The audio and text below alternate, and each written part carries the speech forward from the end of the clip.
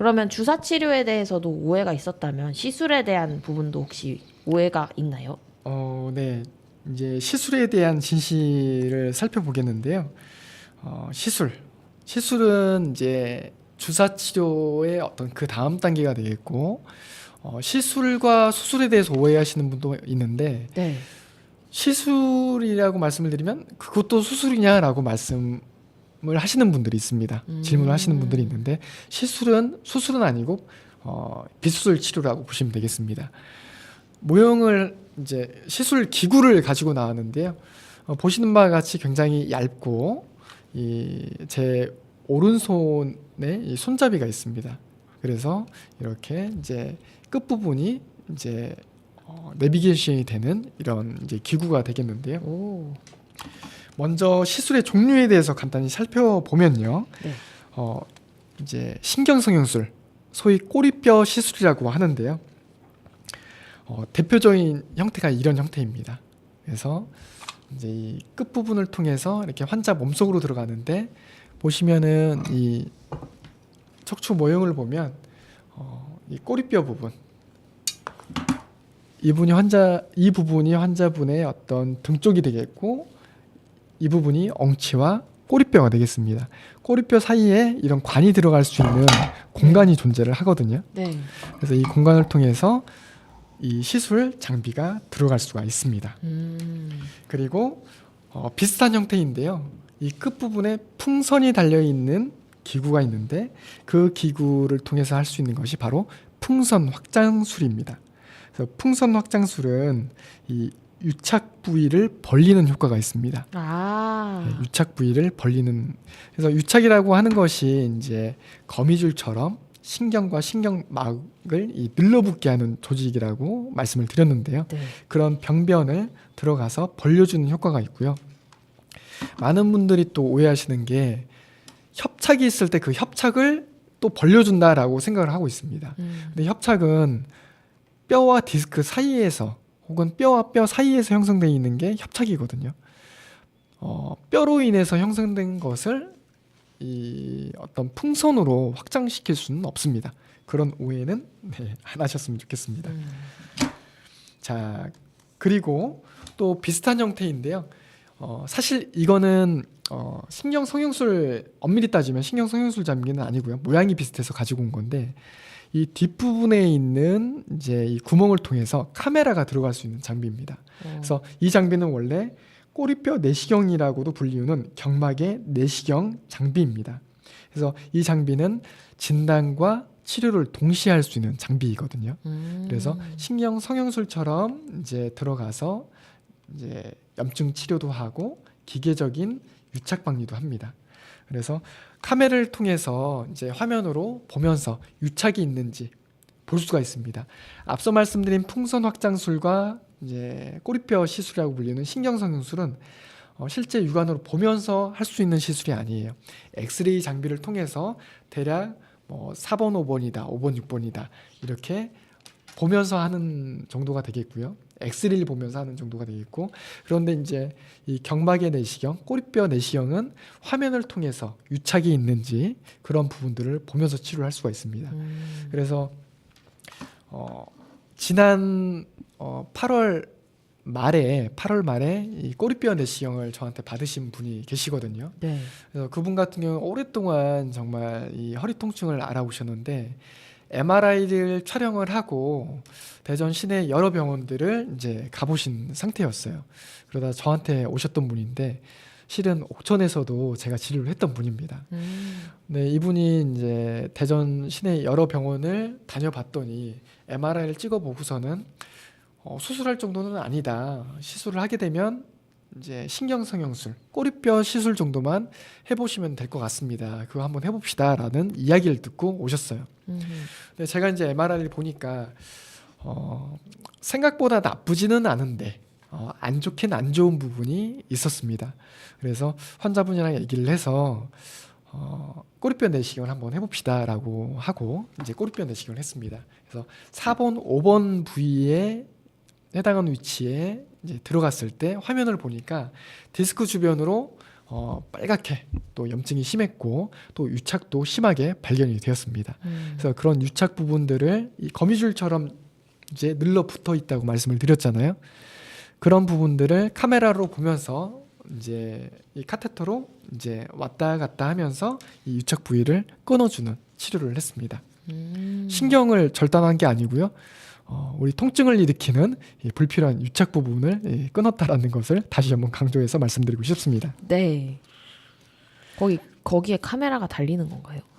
카메라를 이 끝에 있는 구멍을 통해서 진입을 하면 앞에. 이 부분까지 이제 나오게 되겠죠. 와, 신기하네요. 구멍이 굉장히 작아요. 네. 국장님 한번 보세요.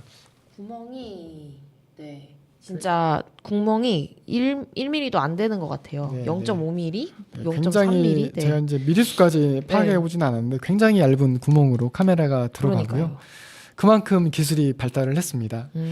참고로 이분은 이제 본인이 느끼는 통증이 허리 엉치 통증이 있었고 다리 통증이 있었는데 다리 통증이 정말 심했거든요. 그래서 네. 이 시술을 하고 나서는 다리 통증은 많이 해소가 되셨어요. 근데 허리 통증이 또 이제 남아 있었던 겁니다. 그래서 어쨌든 내시경을 통해서 치료도 했지만 진단이 된 거잖아요. 네. 그래서 이분이랑 다시 한번 또 상담을 하고 이제 며칠 전에 이제 척추 내시경 치료를 하게 됐습니다. 참고로 이따가 수술에 대한 설명을 드릴 때 간단히 설명을 드릴 텐데요. 이런 내시경 장비를 이용해서 또 수술을 할 수가 있습니다. 그래서 이분은 꼬리뼈 내시경과 또 척추 내시경 수술을 통해서 또 많은 부분 통증이 호전이 되셨습니다. 그렇군요. 그런데 그러면 지금 얘기하신 주사랑 시술은 어떤 차이가 있는 건가요? 네, 주사와 시술. 주사는 이제 주사 치료를 하게 되면요, 약물이 일부 셀 수가 있습니다. 하지만 시술은 척추관 안으로 이렇게 시술 장비가 들어가거든요. 네. 그 약물이 그 안에서 타고 돌아요. 약물이 새지를 않습니다. 그리고 주사 치료는 이제 해당 포인트를 잡아서 치료를 하게 되겠고요. 여러 부위를 치료를 하려면 여러 부위를 찔러야 됩니다. 혹은 여러 날 와서 치료를 해야 되겠고요. 그리고 이 주사 바늘은 척추관 안으로 진입을 할 수가 없습니다. 무리하게 들어가다 보면 경막이라고 하는 신경막을 뚫게 되고요. 그러게 되면 이제 척추마취가 돼버리는 상황이 되거든요. 그리고 시술은 이제 아까 말씀드린 바와 같이 이렇게 방향 전환이 가능합니다. 그리고 꼬리뼈를 통해서 척추관 안으로 진입을 하게 되겠는데요. 보시면 이제 대부분의 이제 병변은 디스크 뒤쪽 그리고 이제 신경 앞쪽에서 병변이 형성이 됩니다. 그래서 이 부분으로 직접 진입이 가능하고 여러 부위를 동시에 치료할 수 있는 장점이 있겠습니다. 그리고 이제 약물도 주입이 주사 치료보다는 더 이제 세지 않고 효율적으로 들어가게 되겠고요. 그리고 기계적인 유착 방리, 이제 직접 진입을 하면서 유착을 끊어줄 수 있는 치료를 할 수 있다라고 말씀을 드릴 수가 있고요. 그래서 카메라로 보지 않고 하는 신경성형술 같은 경우에는 이제 엑스레이만 보면서 어떤 맹목적으로 이제 여기서 이제 의학에서 말하는 맹목적이다라는 표현은 어떤 목적 없이 이런 표현이라기보다는요, 이제 화면으로 육안으로 보지 않는 상태에서 유착 방리를 한다라는 의미가 되겠고요. 그런데 카메라를 보면서 하게 되면 육안으로 보면서 유착을 직접 보면서 이제 끊어주고 정리할 수 있는 그런 장점이 있습니다. 좀 더 정밀하게 네, 진료가 맞습니다. 네. 네. 그리고 이제 진단까지 가능하기 때문에 이분이 MRI를 통해서는 수술이 필요한지 아닌지 정말 애매한 경우가 있거든요. 네. 그리고 환자분 입장에서도 다른 병원에서는 수술하지 말라고 하는데 본인은 시술을 해도 아프고 주사 치료를 해도 아프다. 대체 원인이 뭔지 모르겠다. 이런 경우에는 이런 꼬리뼈 내시경을 통해서 확인을 해보는 방법도 나쁘지 않은 방법입니다. 그렇군요.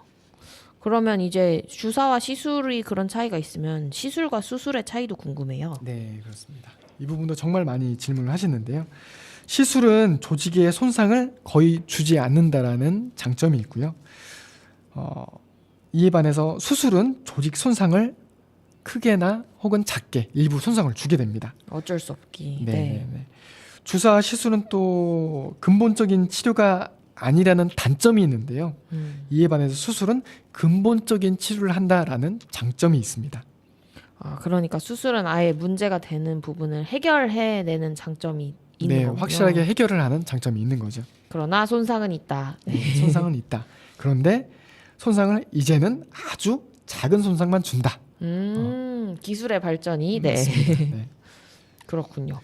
그럼 시술이 근본적인 치료에 포함되지 않으면 시술로는 완치되기 어려운 건가요? 이 부분을 설명하자면 약간 복잡할 수가 있는데요. 이 완치 개념에 대해서 설명을 하려면 좀 복잡한데 인체이기 때문에 뭔가 이 이분법적으로 설명하기는 좀 어려운 부분이 있거든요. 네. 또 예방과 관리라는 측면에서도 참 이걸 구분해서 설명하기는 좀 어려운 부분이 있는데 이해를 돕기 위해서 좀 이분해서 나눠서 설명을 드리도록 하겠습니다. 무슨 말이냐? 강을 건넜느냐 건너기 전이냐에 따라 좀 다를 수 있습니다. 좀 이분법적으로 설명을 하는 부분이고요. 네. 다시 말해서 비가역적인 손상이냐 가역적인 손상이냐에 따라서 다른데요. 가역적이라는 말은 원상태로 돌아올 수 있는 단계, 또 비가역적이라는 말은 원상태로 돌아올 수 없는 단계로 구분해서 또 말씀을 드릴 수가 있습니다. 가역적인 손상의 경우에는 주사치료나 시술을 하고 자세와 생활습관 개선을 통해서 이렇게 관리하다 보면 거의 완치에 가깝게 될 수가 있습니다. 하지만 비가역적인 손상의 경우 보통은 심한 구조적인 변형이 이루어진 상태인 거죠. 이런 경우 대체로 심한 디스크 탈출이나 심한 척추 협착의 경우에는요, 주사나 시술로 일부 호전이 될 수도 있지만 호전이 안 될 수도 있습니다. 네. 그러면은 아예 수술을 하면 괜찮아지는 건 아닌가요, 혹시? 네, 수술이 필요한 경우에는 이제 수술을 해야 되겠죠. 비수술 치료로 해결되지 않는 상태에서 아픈데도 계속 참고 약으로 버티고 하다 보면 여러 가지 부작용 합병증들이 생길 수가 있습니다. 네. 먼저 먹는 약으로 인한 부작용 합병증, 신장, 간장 장애, 그리고 또 위장 장애가 생길 수가 있고요. 그리고 통증이 생겨서 원활하게 걷지 못하고 또 운동을 하지 못하게 되면 그로 인해서 혈당 상승, 혈압 상승, 또 없던 고지혈증까지 생길 수가 있고 여러 가지 건강상의 문제가 생길 수 있기 때문에 적절한 시기에 수술을 받는 게 또 필요한 어떤 치료법이 되겠습니다. 그래서 많은 분들이 허리 수술은 하면 안 된다. 그리고 또 허리 수술은 하지 말라던데요 라는 어떤 얘기들을 듣고 수술을 거부하시는 분들이 있습니다. 아, 진짜요? 네. 근데 허리 수술하지 말라는 이야기들을 들었던 데는 이유가 있는데 이유는 간단합니다. 왜 그럴까요? 왜 그럴까요? 수술을 하기 뭔가 예전에 과거의 기술은 수술을 했을 때 손상 부위가 많았기 때문일까요? 그 부분이랑 연관이 굉장히 큰데요. 네. 수술하고도 계속 아픈 사람들이 있었기 때문이거든요. 수술하기 전에도 아프고 수술을 하고 나서도 아프면 수술할 필요가 없는 거죠. 그쵸. 네네. 다음 시간에는 다음 달에는 네. 허리 수술을 하면 안 되는지 해도 되는지 그 진위를 한번 가려보도록 하겠습니다. 네. 너무 궁금할 것 같습니다. 네네. 네. 그런데 오늘 시간에도 말씀을 드렸듯이 과거의 수술과 지금의 수술과는 정말 차원이 다릅니다. 많은 발전이 이루어졌기 때문에 다음 시간에 그러한 내용들도 다뤄보도록 하겠습니다. 네, 좋습니다.